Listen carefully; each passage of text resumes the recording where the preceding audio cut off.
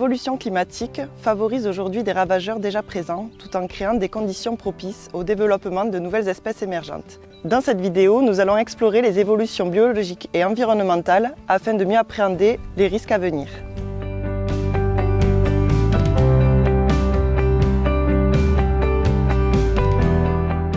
Concernant les changements climatiques, on a, sur tous les ravageurs, une accélération des cycles. Plus particulièrement pour les vers de grappe, où on va avoir une émergence des premiers mâles plus tôt, en fait, et une émergence extrêmement étalée. Donc, émergence plus tôt, et finalement, on va avoir une deuxième et troisième génération qui vont se chevaucher, donc assez compliqué à définir tous les stades, donc difficulté au niveau des stratégies insecticides. On va avoir aussi, chez la plupart des ravageurs, un changement de leur aire de distribution géographique.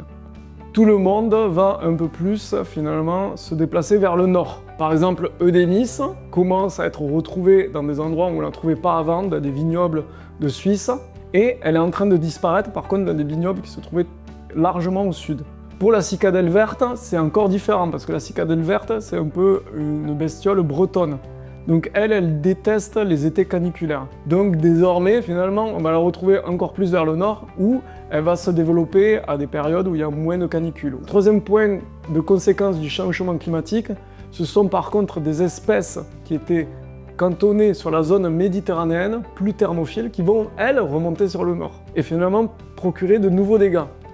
Donc là, on a deux exemples types.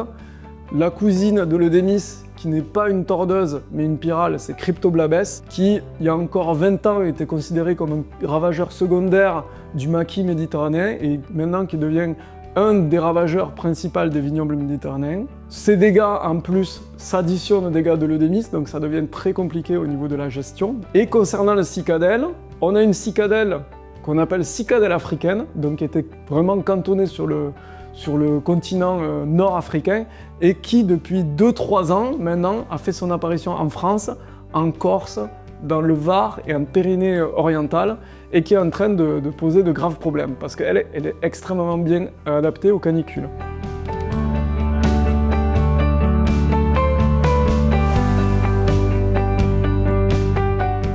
Il existe tout un cortège de prédateurs naturels qui régule les populations de ravageurs.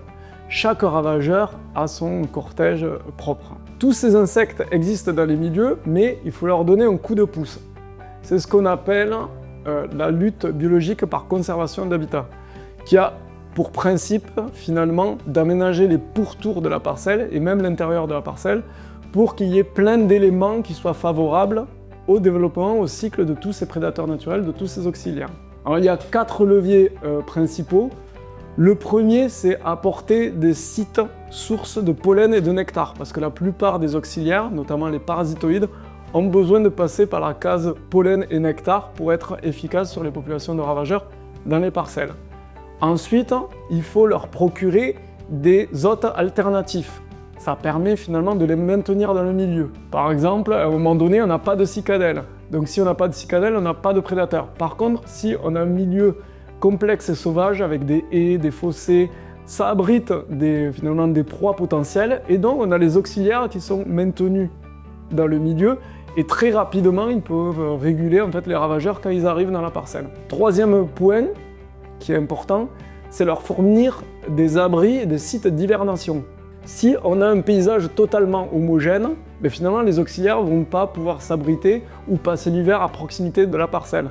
Et au contraire, si on a ça à proximité, notamment des belles haies champêtres, ils vont pouvoir finalement basculer de la champêtre vers les parcelles rapidement et chaque année. Et le dernier point essentiel, c'est la connexion de tous ces milieux entre eux. C'est ce qu'on appelle les corridors biologiques. Ça va permettre finalement à toute cette faune auxiliaire de transiter dans l'agrosystème et d'être de plus en plus efficace.